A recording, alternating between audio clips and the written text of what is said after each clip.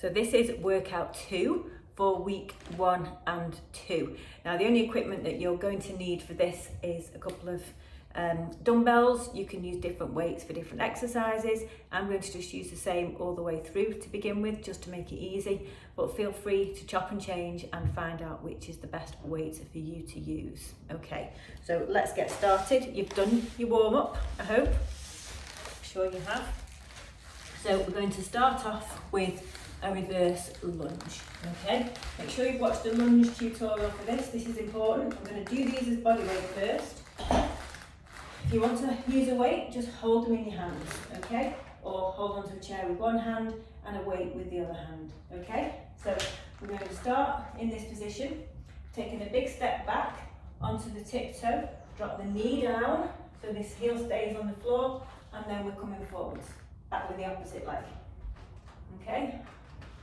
Just go as low as you can. We're going to do 12 all together. Make sure you've got no pain in your knees. If you find that these are too much of a struggle, then just do the squats, the sit to stand squats that we did on workout 1. Okay, I don't know what we're up to, 5, let's call it, 6. So the front leg's the working leg, so push hard on this to stand up, 7, and back, 8, 9, and keep your chest upright, 10, 11, last one, and 12. Okay, let's have a breather if we need it. Now, this time we're going to get our dumbbells. We're doing a bicep curl and press. So shoulders back, locking your core so your ribs and hips squeeze very slightly together to have a nice solid foundation in the middle. And we're bringing the palms are facing our legs. Keep your elbows tucked into your sides and bring the dumbbell up towards your shoulders and then press. Now as you press, make sure you don't flare your ribs. Elbows back here and control the down, yeah? So we're doing 12 of these. This is 2, so nice and controlled all the time. Keep your shoulders relaxed and down. Keep your elbows pinned into the side and nice and smooth. And keep your core engaged. There's a lot to think about at the beginning. Don't worry about it too much. We're getting used to the exercises. We're not using particularly heavy weights. And you can always ask me questions in the Q&A section if you feel like you're not sure about anything. But to begin with, we're just getting used to what these exercises feel like. Okay, this is about 9. All counting is approximate. That's it, elbows pinned in. Pressing up. That's 10. Elbows pinned in. Nice and controlled as you come down. 11. And then down. And then this is our last one. Curling up and pressing overhead. Down to the shoulders and then down. Lovely. So you can put these down. Oh no, you can't. We're going to do a row.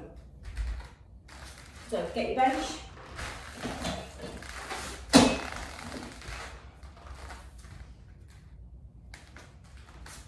So we've done these before on workout 1. So weight starts on the floor, nice flat back, lifting up, pulling up, squeeze, and then down.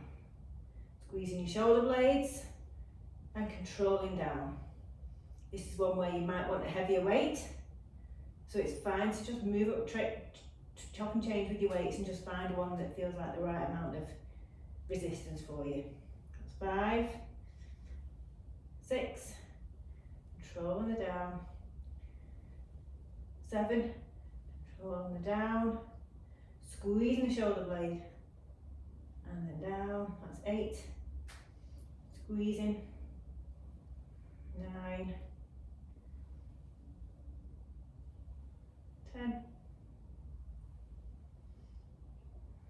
11, squeeze, and 12. Swap ends. Okay, so that's it, you've seen it. So squeeze the shoulder blade when your elbow's up high as you can, and then control on the down. Keep your shoulders relaxed. That's 2. Nice flat back all the time. Nothing's moving except your arm. 3, 4, 5, 6, 7, 8,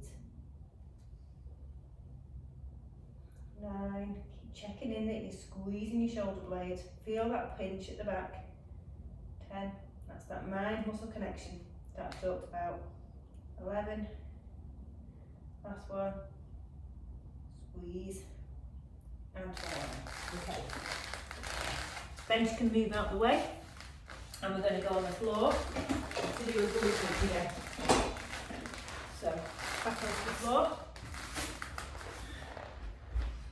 Hands flat on the floor. Feet about hip distance apart.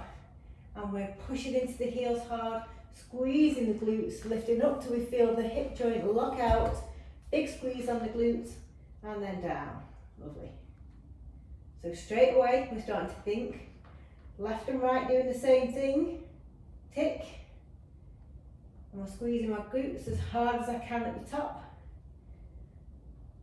Tick. And then I'm locking out my hip joint at the top when I get there, here.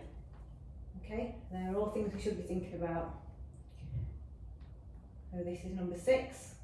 And we're controlling the movement as we go up, squeezing hard, and controlling the movement as we go down.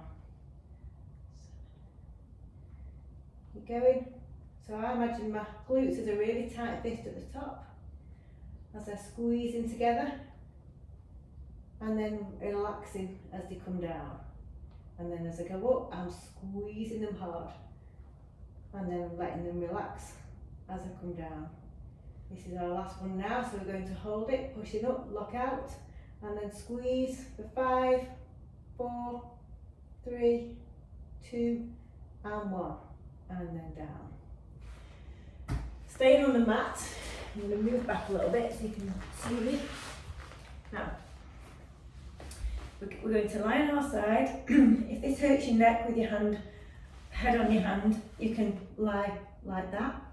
Bottom leg is going to be bent, and if you look down your body, you should look as if you're in a nice straight line, as if you were stood up. This leg here is the one we're going to be working. You want to pull the toe up towards you and turn the toe down towards you, okay? Towards the floor, I should say. So you can see the toe is touching the floor. Now my hips need to be right angles to the mat, right? So don't roll back. You can roll very slightly forward if you need to, and then you're lifting that leg straight up until you feel a squeeze here. So if you put your hand on your hip, you should feel that muscle tighten, and you're holding it and squeezing. Now I'm not very high here. Don't worry about getting high. Just go where you feel that you can't move anymore. If you roll your hips back, you can get higher, but that's not what you want to do. Keep those hips forward, and then you'll feel it in the right place. Okay, that's 4. Squeeze at the top, and then toe comes all the way down at the bottom. That's 5, 6, 7, toe all the way down. 8, so it's nice and controlled all the time. 9, and down, and 10, and down. Keep the hip roll forward, don't roll back. 11, should be burning by now. Up and down, and 12. Lovely. Give it a little rub if you need it. Swap sides.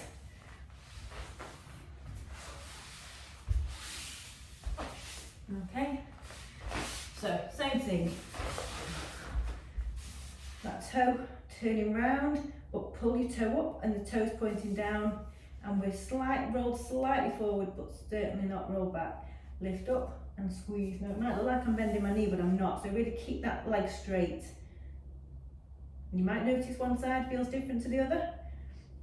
That's perfectly normal, just notice it.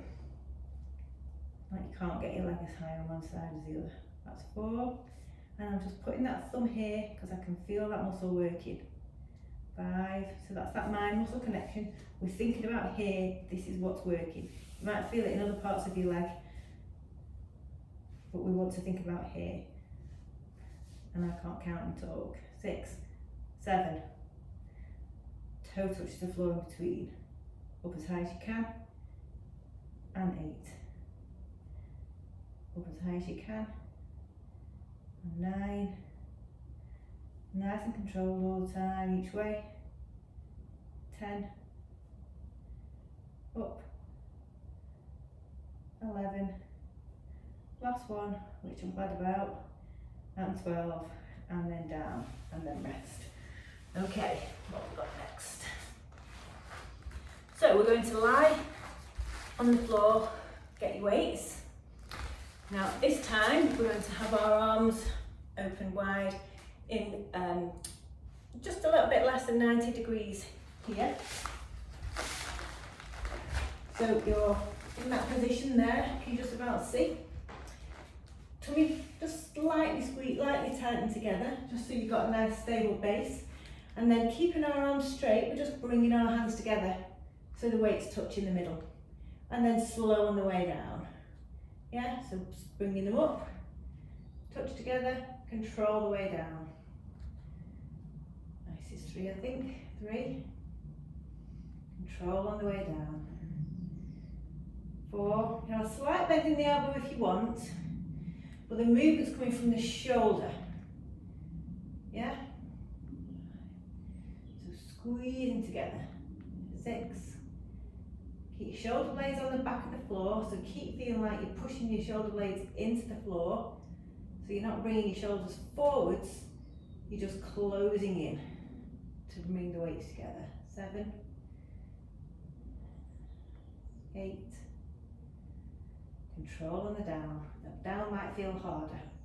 9. Nice and controlled. 10. And try and make it a nice smooth move. 11. You might feel your arms wobbling around, but that'll get easy to control over time. And this is our last one. And 12. Lovely.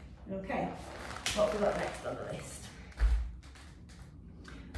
Crunch.